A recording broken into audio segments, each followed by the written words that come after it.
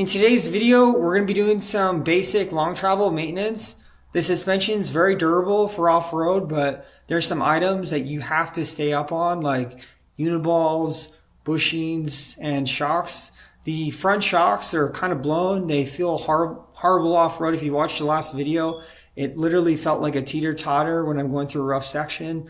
So I'm going to get that off and we're going to send it to a shop to get replaced. If you guys got questions about anything, please message me and I'll comment you back.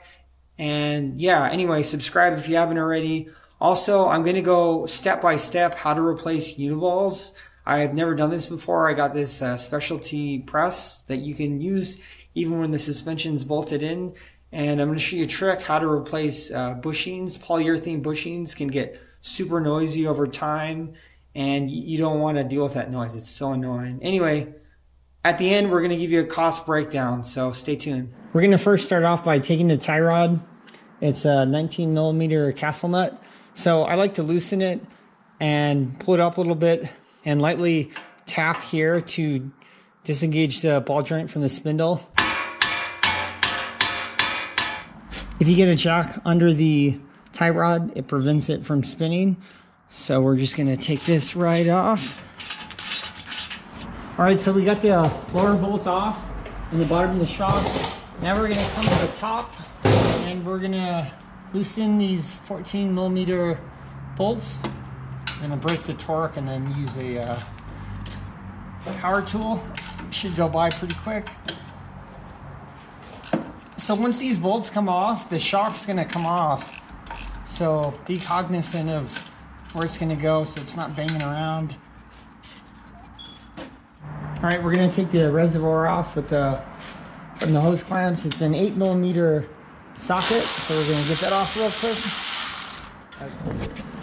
All right, so we got the lower control arm off, and if you look at the Uniball, you'll see the excessive play.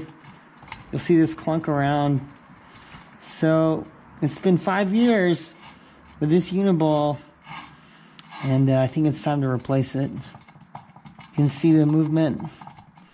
All right, so the first step in replacing the Uniball, obviously, is removing the adapter if you have one.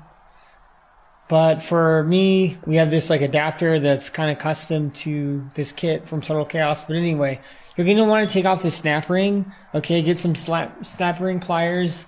It's probably going to be rusted on there, so you're going to have to use maybe a chisel, screwdriver, or a punch.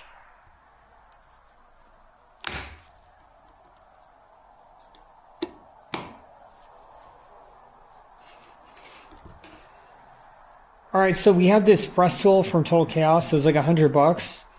I bet it'll probably work with another suspension kit. I mean, it's a 1-inch Uniball, so they're probably pretty universal. But here's the tool. Alright, to replace the Uniball, we haven't removed everything, so I got a vise and I have a nut locked in the device so it doesn't move around. I tried another way and I found this to be the easiest way. So the side that has the snap ring is going to go downward, right? So we're going to put that down right here. And the non-snap ring side, we're going to put the smaller part of the press, right? So I'm going to bring it down. And we're going to put a nut on. And we're going to singe it down.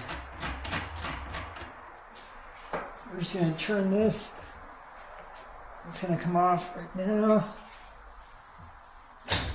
Alright, just broke it. So the Uniball is now removed from the adapter. Alright, so you want to make sure the new Uniball is level with what you're putting in, okay? And if it's not, and if you feel binding, take it off and try again. So we got it started, and I'm just going to bring it down with this tool.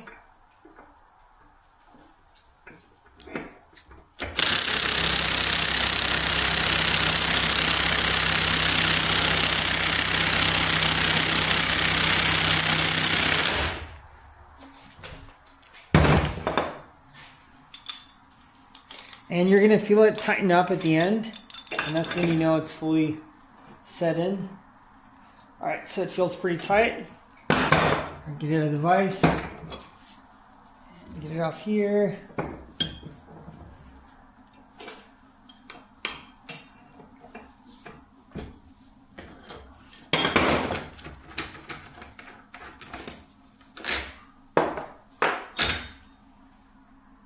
Okay, and you'll see kind of a section inside where you're going to put the snap ring. So we're going to do that right now. All right, so when you have your new polyurethane bushings, I found a trick. If you get a C-clamp and 2 big washers, you could kind of just use it as a press almost and just bring it down. Some people like use a table, but this is way easier. Make sure you have plenty of grease on these bushings. You do not want them making noise. Alright, so we got the new shocks on. They're rebuilt. To install the shocks, it's 3 bolts up top and washers, 14 millimeter, and 1 at the bottom is 3/4. And then we got the Uniball adapter all bolted in. 2 19 millimeter bolts, limit straps on. We're going to set it down and recheck all the torque, and we're going to test it out to see how these shocks perform when they're rebuilt. So for the total cost of this long travel maintenance, it was way higher than I thought it'd be. It was roughly around $900 to get the shocks rebuilt and some things fixed on the shocks. It was $450. There was an issue with the shaft, and there was scoring. When that happens, you want to replace the shaft. With these shocks, they're 100% rebuildable and the parts are replaceable. So if you have issues, fix them. Take care of the vehicle so you can take care of you on the trail. You don't want to break stuff on the trail. The Uniballs were $200, and the press tool for the Uniballs for the installation was $100. The lower polyurethane bushings, I think, were around $60 or $70. And you factor the price with the grease, because they greased the upper control arms. That was an additional like $35.